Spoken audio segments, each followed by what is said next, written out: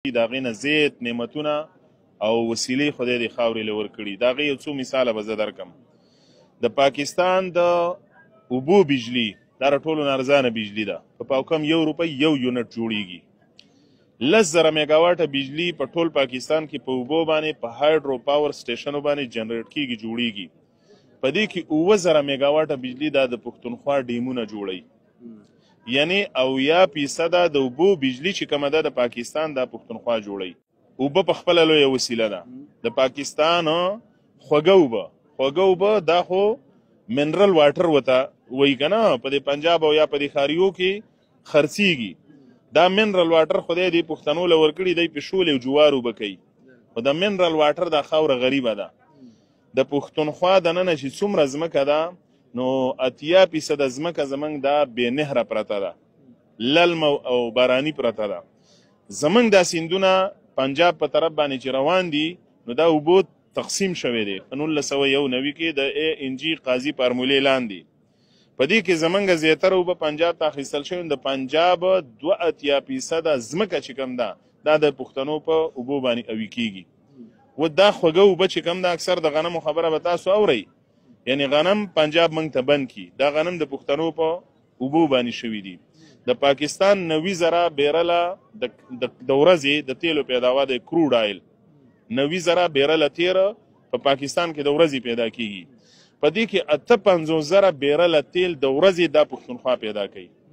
80% تیل دا پښتونخوا پیدا کوي. څومره تماکو چې په پاکستان کې پیدا کیږي او 80% تماکو چې کوم دی دا پښتونخوا پیدا کوي.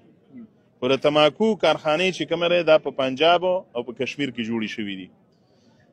ګیس منګه پیدا کوو 4,900 MMC FD ګیس پښتونخوا پیدا کوي.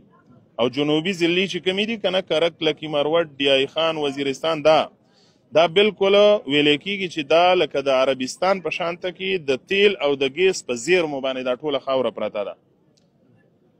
او د ټولې پښتونخوا چې هر کور ته ګیس ورکړي نو زما 2,500 MMC FD ضرورت دی. یعنی د ځان د ضرورت نه 1 په 2 من ګیس پیدا کوو. و 80% د پښتنو کورونو ته ګیس نشته. بجلی زما چې کم ده 9,000 میګاواټه زه پیدا کوم. 9,000 میګاواټه او سروې شوې د دې وابډا په خپله کړې ده چې که ډیمونه جوړ شي نو د پښتونخوا په دې خاوره کې دومره زور دی چې 2 لاکه میګاواټه بجلی دا د پښتونخوا سیندونه پیدا کولی شي. د ټولې پښتونخوا 2,500 میګاواټه ضرورت دی. موږ ته راکول شي 900 1200 1400 میګاواټه. او په څو په پاوکم 1 روپۍ باندې زه جوړوم، په پاوکم 1 روپۍ. او بیته په ما باندې بل ورځ ما د ماربل کارخانو یو فیکټرۍ بیل کتلو په 800 روپۍ یونټ یې پسې حساب کړی. کوپر دی، کوپر ظلم دی. په 60 لکه روپۍ 1 میګاواټ بجلی زموږ نه اخیستلی کېږي او په 2 کروړه روپۍ واپس به موږ خرڅول کېږي. داسې که موږ راشو معدنیات وله، ماربل وله، د پاکستان چې څومره ماربل پیدا کېږي دا نیچرل بیوټي ده، دا ټایلز خدای غرونه راکړي. 80% او 80% د پاکستان د ماربلو فیصدي برخه دا پښتونخوا پیدا کوي. د پاکستان چې څومره ځنګلي دي، ځنګلي لرګې، نو 45% ځنګلي چې کم دی دا پښتونخوا په دې خاوره پیدا کوي د پاکستان. خو د لرګي کارخانه دا په چینوټ او په سیالکوټ کې جوړه ده. تیل زه پیدا کوم په دې خاوره 50,000 بیرله د ورځې. و آیل ریفاینري چېرته جوړه ده دا به تا ته هم پته نه وي. آیل ریفاینري چېرته جوړه ده ووایي. آیل ریفاینري خو ډېرې دي که نه، اټک کې ده زما په خیال. په پښتونخوا کې نشته، پوره پښتونخوا کې یو هم نشته. یعنی 80% تیل پیدا کومه خو دا کروډ آیل چې بیا دغه د کیمیایي عمل نه تېرېږي او د دې نه بیا پټرول، کیروسین آیل او ډیزل وغیره جوړېږي، پرنس آیل او دا ترې ویستلی کېږي. یو آیل ریفاینري کې چې کوم دی چې په یو سیمه کې جوړې 10,000 خلک ورسه په روزګار کېږي، یو ښار ورسه جوړېږي. آیل ریفاینري دومره مهم څیز دی. نو هغه پښتانه وایي که نه، وایي صورت زما واکې د بل دی، خدای واخلي دا بې واکه صورتونه. تا ته ټپې هم زده ماشاءالله. ټپه خو د پښتنو د ادب برخه ده او مطلب دا دی که نه. زه خو چې 2-3 نورې ټپې هم وکړه. په میوند کې ملالۍ یو ټپه کړې وه. میوند کې یو لویه غذا شوې وه، جګړه شوې وه، نو په هغې کې یو ملالۍ ټپه کړې وه. دا پښتنو ته موږ وایو، ویل که په میوند کې شهید نه شوې خوږه لاليه بې ننګۍ له دې ساتي نه. ویل که د خالو لښکرې رالي، که د خالو لښکرې رالي زه به ګومل ته د خپل یار دیدن لزمه. دا پښتانه ما اوس په تقریر کې وایي چې دا پښتانه خو مسته سونه و. باچا خان بابا وایي دا د ورشو مسته سونه و، دا به چې جرګه شو دا به ډیلي ته رسېدل، د دې نه به قامونه یېرېدل. خو نن دا پښتون په خپله خاوره کې لکه د پردي چرګ وژلی کېږي. والله صاحب زړه مې خوشحاله شو چې ملایان هم ټپې کوي. ملایان خو د قام برخه ده، خو موږ وایو چې هر مولانا د قام څه ودرېږي. په هر جومات کې د قام خبره وشي، عالم مولانا مدرسه جومات د قام دی، د قام برخه ده. په بدامنۍ کې پرون چې کومه ډیټه رااله د عوامي نشل پارټۍ مشران وژل شوي ډېره. 1900 زموږ علماء کرام په دې بدامنۍ کې ووژل شو. 1900 علماء کرام، 200 داسې جوماتونه دي چې دا په بمي چاودونه الوزول شوي. عالم هم څوک نه ماف کوي.